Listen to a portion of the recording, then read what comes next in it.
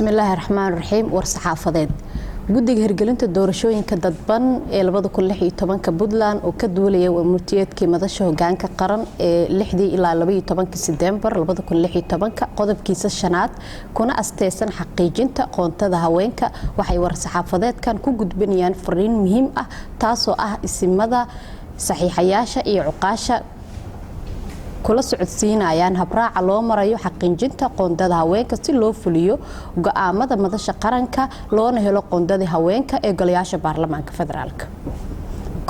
beeshii golaha shacabka kule 3 kursi waa in midkood ahaado kursi haween kaliya ay u tartamaan oo reerkaasi ay leeyihiin. sidoo kale beelaha kale oo baahan isku xixiga waxa kuraastooda la isugu celinayaa sida ay isugu xigaan oo isku leeyihiin kadibna 3 kursiba waxa laga doonayaa in laga soo saaro hal kursi oo haweenka kaliya u tartami karaan. beelihii diidda soo bandhigida kuraasta haweenka kuraastaas beelahaas waa laga laalayaa ilaa iyo inta guddiga doorashooyinka iyo dowlad goboleedyada ay go'aan kama dambeys ah ka gaarayaan kursigaas.